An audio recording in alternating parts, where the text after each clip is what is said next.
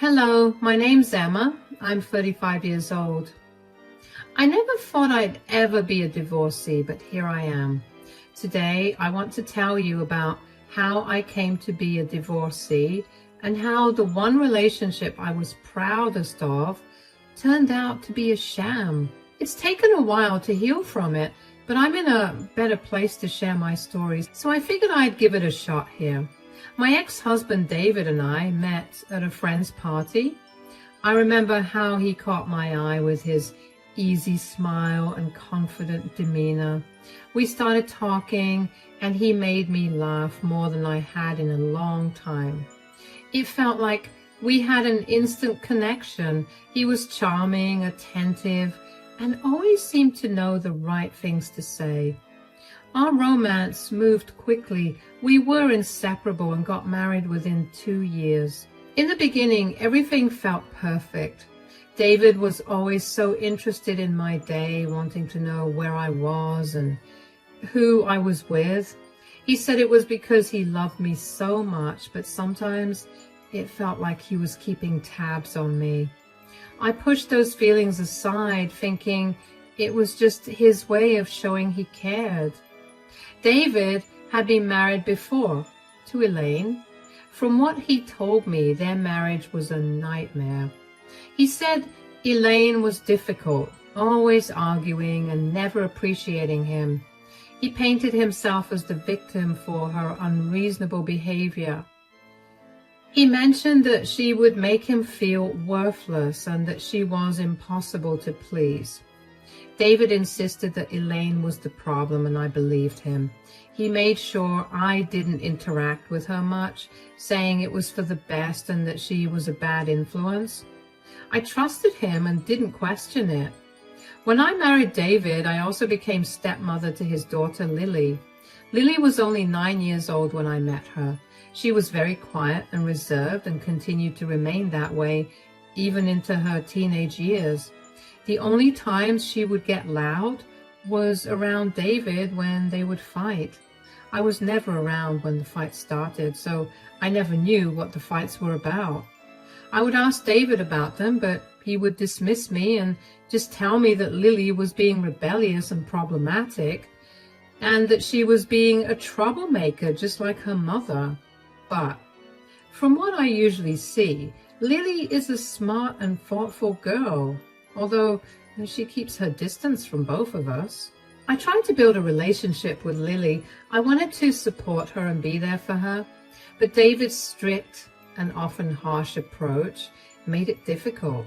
David would often harshly punish Lily, like grounding her, taking away her electronics, and not letting her eat meals, all for disobeying him. I never agreed with any of his punishments, but I had no say in anything. David made it clear that I had no say in how he raised his daughter. Lily and I had a cordial relationship. We were not close, but we respected each other. Despite the challenges, I did my best to be a good stepmother. I encouraged Lily in her studies and tried to be a friend when she needed one. I could tell she appreciated my efforts, even if she didn't always show it. Now, I work in a company that requires quite a bit of traveling. One particular month, I had a business trip planned for a week and had to leave early Monday morning. The night before, Lily came to see me and asked if she could borrow my purse for an event at school. She was going to a debate competition and wanted something nice to carry her notes in. I was happy to help and gave her the purse without a second thought.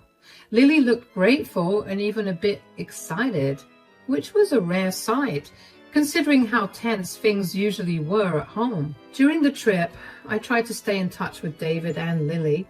I called and texted every day, but David rarely answered his phone. When he did, his responses were short and dismissive. He claimed he was busy with work, but it felt like he was avoiding me. I didn't think too much of it at the time, assuming he was just stressed. I managed to speak to Lily once, and she told me the debate went well. She sounded happy, which gave me some comfort.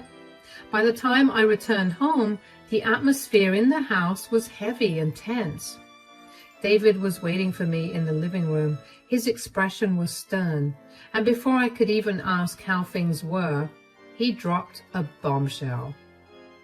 Lily's moved out. She's too rebellious and problematic to stay here any longer. What? What do you mean she's moved out? Why? She's been causing trouble, disrespecting me and breaking the rules. We had a huge argument and it was the final straw. This doesn't make sense. What exactly did she do that was so bad? She's been sneaking out at night, talking back to me and refusing to follow any of the house rules. I can't have that kind of behavior under my roof. David, she's a teenager. They make mistakes and this is their default behavior. You can't just kick her out for that. It wasn't just one mistake. It's been building up for a long time. She needs to learn that actions have consequences. Did you even try to talk to her? Maybe there's a reason she's acting out. We need to understand what's going on with her. I tried talking to her, but she wouldn't listen. She's stubborn, just like her mother. I can't deal with it anymore. That's not fair, David. She's your daughter. You can't just give up on her because things are difficult. What exactly happened in the argument? She started yelling at me, saying I was too strict and that she hated living here. She was out of control. I had to do something. Yelling back and forth isn't going to solve anything. We need to find a way to communicate better. Throwing her out is not the answer. You don't understand. She's been pushing every boundary, testing every limit. It's been a nightmare. She needs to go somewhere she can get a reality check. So where is she now? Did she have somewhere safe to go? She went to stay with a friend. She's fine. She'll learn her lesson and maybe realize how good she had it here. Unless her equally annoying mother picks her up and coddles her like she always does. This is so wrong. We're supposed to be her parents. We're supposed to help her, not push her away. Can't we try to bring her back and work this out together? This is my daughter we're talking about here. You need to mind your place. You're not her mother. You don't understand how hard it's been dealing with her. I've made my decision. She needs to see the consequences of her actions. Maybe this time apart will make her think about how she's been acting. I don't agree with this at all. I think we're making a huge mistake. She's going to feel abandoned and betrayed by you. How is that going to help her? I'm done discussing it. Lily is out of control and she needs to learn the hard way. It's better for everyone this way. I don't know, David. I really don't. This just feels so wrong. We should be helping her, not punishing her by making her leave. She needs us now more than ever. You're too soft on her. That's part of the problem. She needs to face reality, and this is the best way for her to do that. She'll be back when she's ready to change. I felt really frustrated and sad. I wanted to be there for Lily, but David would not let me be there for her at all. David's decision was final, and Lily was forced to pack her things and leave. Watching her go was one of the hardest things I've ever experienced. I felt like I was failing her, like I wasn't doing enough to protect her from David's harshness. The house felt emptier without her, and the tension between David and me grew thicker. That night, I couldn't sleep. My mind was racing with questions and doubts. What had really happened while I was away? Was Lily really at fault? Or was David manipulating the situation? The more I thought about it, the more I suspected the latter. But David was firm, and confronting him felt impossible. A few days after Lily moved out, I was still feeling upset and confused. I decided to clean the house to take my mind off things. As I was tidying up, I found the purse I had lent to Lily for her debate competition. I hadn't thought about it since she borrowed it. When I opened the purse, I found a small note and a USB drive. The note said, "I should have told you sooner about this video." I felt a rush of confusion and worry. What video? Why didn't she tell me sooner? My heart started to race as I held the USB drive in my hand. I wondered if I should check what was on the USB. Part of me was scared of what I might find. What if it was something terrible? But another part of me needed to know the truth, especially since David wasn't giving me any clear answers about what happened while I was away. I decided to try asking him once again to tell me what had happened between him and Lily that night. How was work today? Oh, it was tiring like it always is. Do you think I could talk to you about something right now, or are you too tired? You can talk, but make it quick. I really want to take a hot shower and just relax after. Well, it's about Lily. I really want to know what happened between you and Lily that night. I feel like I'm in the dark here. It's nothing important, just the same old teenage drama. This isn't just drama. Both of us know it. She moved out. That's a big deal. What exactly did she do that made you so upset? She was being disrespectful as usual, talking back, refusing to listen. You know how she is. But what did she say? What triggered the argument? It doesn't matter. She was just being her rebellious self. It's nothing new. It does matter. She's your daughter. What were you arguing about? We've been over this, Jess. She was just complaining about the rules and saying that I'm too strict. Typical teenage nonsense. That's not nonsense. If she feels that way, we should talk about it. Did you listen to what she was trying to say? There's nothing to listen to. She just wants to do whatever she wants without any consequences. So you didn't even try to understand her perspective? Maybe there's something deeper going on. You're overthinking this. She's just acting out. It's what teenagers do. Acting out for a reason. Did she mention anything specific that was bothering her?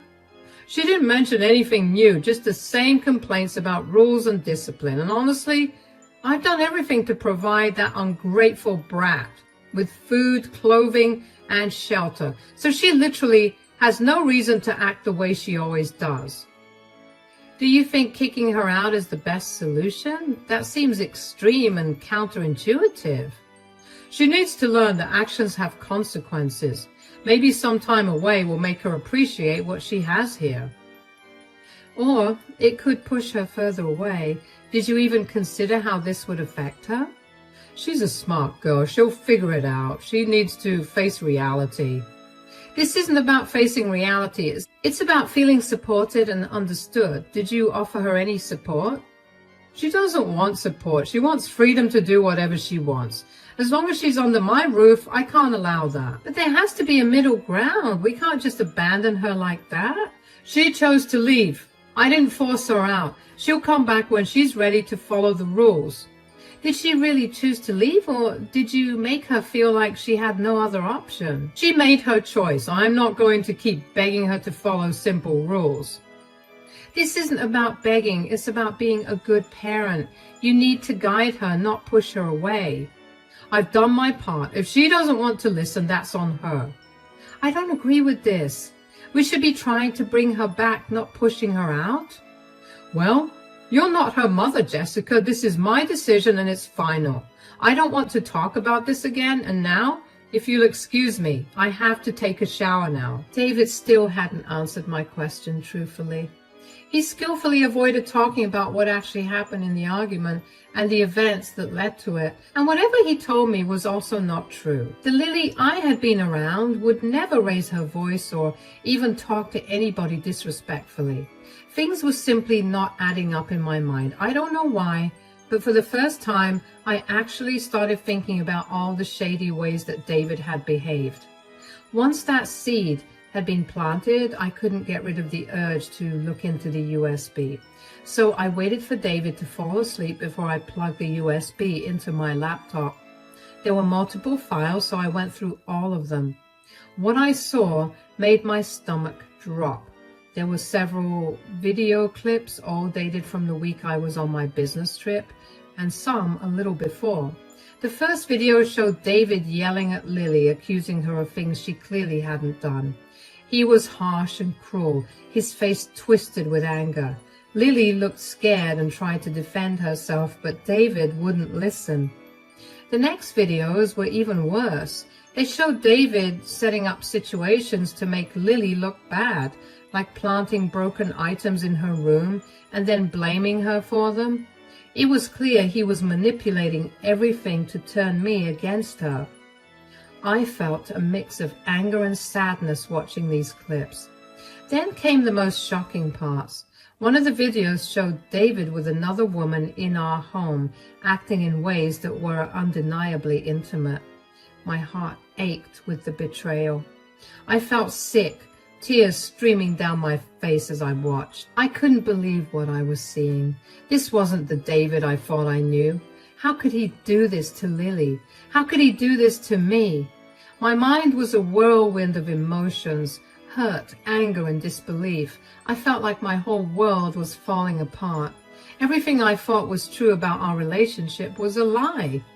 Seeing those videos changed everything. I knew I had to make him pay. I couldn't believe I had fallen for his lies. I decided to plan my revenge carefully. First, I hired a smart attorney named Lisa. She helped me gather more evidence of David's abuse and cheating. We started by looking through all our emails and text messages. We found many instances where David was mean and manipulative. There were messages where he blamed me for things that weren't my fault and others where he tried to control my actions and decisions. We printed out all those messages and added them to our growing file of evidence. Next, Lisa suggested we talk to people who might have seen David's behavior firsthand. We interviewed some of our close friends and even some of David's colleagues. Many of them shared stories of David's temper and his controlling nature.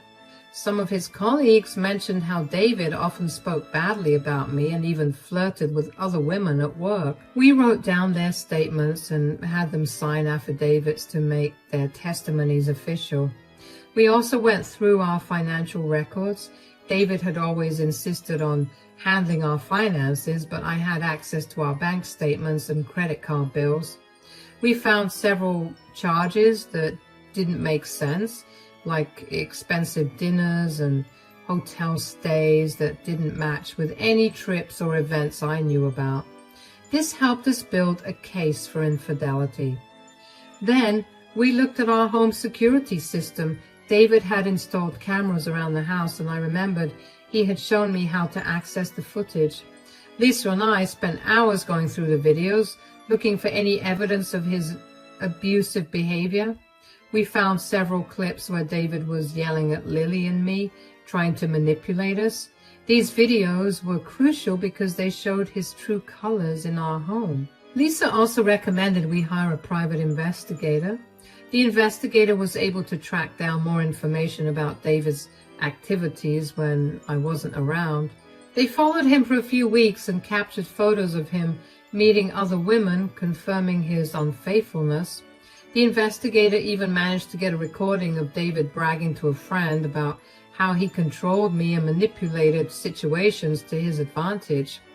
We compiled all this evidence, the emails, text messages, witness statements, financial records, video clips, and the investigator's findings into a comprehensive file.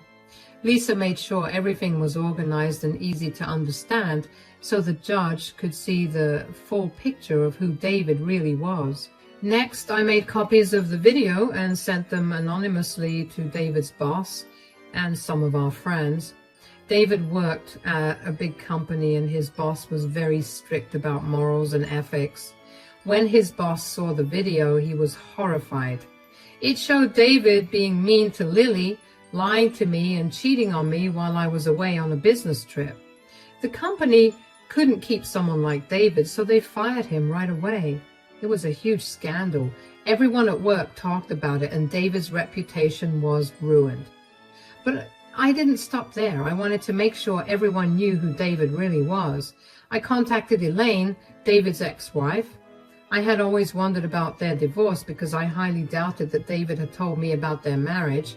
I asked Lily to help me get Elaine's contact, and she happily gave me Elaine's number. I set up a call with Elaine for the next day, and truth be told, I was nervous but excited at the same time the next day. Hi Elaine, thank you for agreeing to talk to me. I've always wondered about your divorce from David. He told me you were the problem, but I highly doubt that's the case. I'm glad you reached out, Jessica. David was very controlling and manipulative. He made me feel like everything was my fault. Those 7 years of my life were the absolute worst. He did the same to me and Lily. He treated Lily terribly, and when I was away, he set her up to make her look bad. Then he cheated on me in our own home. How did you deal with him for so long? That sounds exactly like him. He was always trying to control everything and everyone. It was hard to deal with him. I tried to make it work, but he kept pushing me down. He isolated me from friends and family. I felt trapped. That's why I finally left, but I couldn't fully protect Lily from him. I've always wondered why you didn't do anything before. Didn't you know that he was hurting Lily too? I didn't know the extent of it, Jessica. When we divorced, he had full custody of Lily. He made sure I couldn't get close. I tried to fight for her, but he had too much control. I thought maybe if I stayed away, he would leave her alone. Yeah, I see how you could feel that way, but we need to do something now. David can't keep getting away with this. I have evidence of David mistreating Lily, which I'm sure will get his custody taken away. So you have a chance to fight for it. He doesn't have a job either, so you'll definitely be granted custody of her. Oh my God, you're an angel. How did you even manage to do all of this? Trust me, it wasn't easy, but I also hated the way David treated Lily and me so much that I had to make sure he never had a good life after I was done with him. You're amazing. You know that, right? You know what? I'm going to also help out. I have many connections through my work. We can make sure David never finds a job again. It's time he faced the consequences. That's a great idea. This will only make sure that he struggles even more. I'll start reaching out to my contacts. We'll make sure everyone knows the truth about David. He won't be able to escape this time. Thank you so much for helping out. Please don't thank me. This is the best I could have done. I feel horrible that I couldn't have helped Lily earlier, so this is my way of making up for it. I'm sure she'll appreciate it a lot. It's been really nice talking to you. Take care of yourself and keep me updated. Will do. I was grateful that Elaine was helping me out.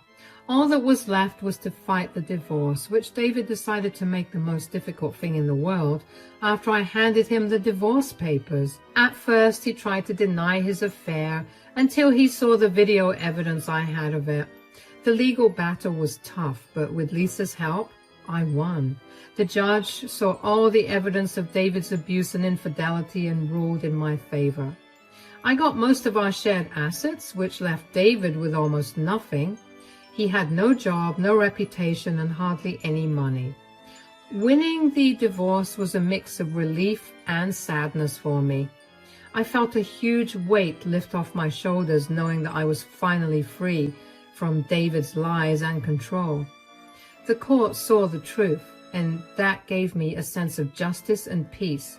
I felt proud of myself for standing up for what was right, for Lily and me. But there was also sadness. I had once loved David, and it was painful to see our relationship end this way. The betrayal and hurt was still fresh, and it would take time to heal. I thought about Lily and how she would find her own path to healing. David faced severe consequences for his actions. After the video and all the evidence came out, people saw him for who he really was. His friends and colleagues cut ties with him. They didn't want to be associated with someone who was so mean and dishonest. He became socially isolated and had no one to turn to. Financially, too, David was in big trouble. Without a job and a damaged reputation, he struggled to find new work. Companies didn't want to hire someone with such a bad history. He couldn't pay his bills, and soon he had to sell his car and move to a smaller place. His lifestyle changed dramatically, and he was left with very little. Meanwhile, Lily flourished away from her father's oppressive grip. She finally felt free. She moved in with her mom, Elaine, who welcomed her with open arms. Lily started doing better in school and made new friends. She seemed happier and more confident every time I saw her. Lily and I grew much closer through this ordeal. We found comfort and support in each other. We often talked about our experiences with David and how we were moving forward. It felt good to have someone who truly understood what I had been through. We even started doing fun activities together, like going to the movies and trying a new restaurant. All of that did not ease the sorrow that I was feeling in me. I sat with my sorrow for a while. I learned to live with it. David, however, was consumed with rage. He'd constantly call and text me, but I ignored him. Well, for however long I could, eventually his calls got too frequent and I was itching with curiosity. I needed to know what he had to say. So, what do you want, David? I don't have time for your nonsense. So, could you quit calling me over and over again? You've ruined my life. You ruined your own life. All I did was show everyone the truth. You lied. You cheated and you hurt the people who cared about you. You have no one to blame but yourself. What are you talking about? You had no right to do that. I had every right. You treated Lily horribly. You pushed her out of the house and made her feel worthless. And then you cheated on me in your own company. How could you do that? That's none of your business. You don't understand what I was going through. It became my business the moment you lied and betrayed me. You hurt Lily and you hurt me. Did you really think I would just stand by and let you get away with it? I was doing what I thought was best. Lily needed to learn some discipline. And as for the other woman, that was a mistake. A mistake? You brought her into our home. David, that's not a mistake, that's a choice. You tried to betray me and you chose to treat Lily like she was the problem, when the real problem was you. You don't know what you're talking about. Lily was out of control and I had to do something. Out of control? She was crying out for help and you ignored her. You blamed her for everything to cover up your own failings. You set her up to make her look bad. How could you do that with your own daughter? She was making my life difficult. I had to get some control back. Control? You lost control the moment you started lying and cheating. You can't control people by hurting them. That's not how love works. You'll regret this. You'll see. You had no right to expose me like that. I had every right to protect Lily and myself. We deserve to know the truth, and now everyone also knows the truth about you. You think you're so righteous, don't you? You'll pay for this, Jessica. I won't let you get away with it. There's nothing to get away with. I did what was right. You need to face the consequences of your actions. Maybe now you'll understand what it feels like to be hurt and betrayed. This isn't over. I'll make sure you regret this. Do whatever you want. You brought this on yourself. The truth is out, and you can't hide from it anymore. You'll be sorry, mark my words. I'm not the one who should be sorry. You are. You owe Lily and me an apology, but I'm not holding my breath. Goodbye, David. You'll regret this, Jessica. You'll see. No, David. You're the one who will regret what you've done. Now leave. I knew I could never regret what I did. In fact, I felt stronger and more empowered than ever. I had taken control of my life and made sure David faced the consequences of his actions. David struggled to find work for a very long time until he eventually landed a minimum wage job to make ends meet. I only know about it because he made multiple Facebook posts tagging me and calling me a jerk. It honestly made me laugh because every time he tried to rebuild his life, the scandal followed him, reminding him of his mistakes. David's downfall was a constant reminder that actions have consequences. he was left to face the repercussions of his behavior.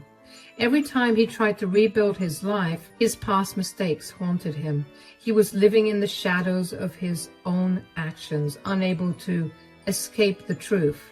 In the end, David was left with nothing but regret. Meanwhile, Lily and I look forward to a brighter future. We reclaimed our lives and found happiness and stability. It is the beginning of a new chapter, one that promises hope and joy, free from the toxicity of the past.